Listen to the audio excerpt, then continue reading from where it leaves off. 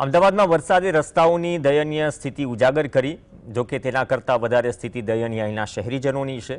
વિવિધ વિસ્તારના રસ્તા પર ખાડાઓ પડી ગયા છે। નવી વાત પણ નથી। ચોમાસા દરમિયાન આ જ પ્રકારની સ્થિતિ અલગ અલગ વિસ્તારોની હોય છે। ખાસ તો રથયાત્રાના રૂટનો પણ આમાં સમાવેશ થાય છે કે જ્યાં રોડની હાલત બદતર છે। મહાનગરપાલિકા દ્વારા રસ્તાનું રિપેરિંગ કરવામાં આવ્યું હતું, પરંતુ થોડા વરસાદે જે થીગડા માર્યા હતા એ થીગડા ઉખડી ગયા અને રસ્તા ફરીથી બિસ્માર થયા। રથયાત્રાના રૂટ પર ખાડાઓની સમસ્યા। રથયાત્રાના રૂટ પર આવેલા જમાલપુર દરવાજા,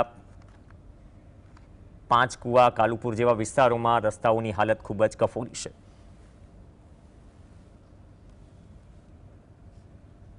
જે પ્રમાણે આપણે હોટ સ્પેચરથી જે પેચ વર્ક કરીએ છીએ, પરંતુ તેનું પરિણામ તો મળતું જ નથી।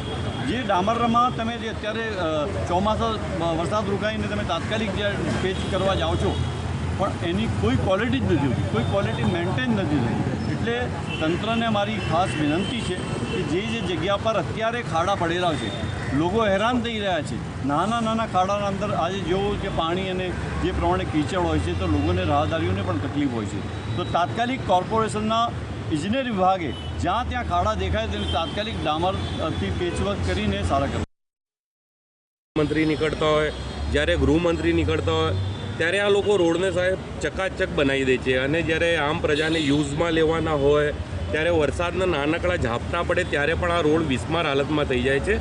ચંદ્ર જેવો સાહેબ રોડ થઈ જાય છે। અમને પૃથ્વી જેવો જ રોડ જોઈએ છે।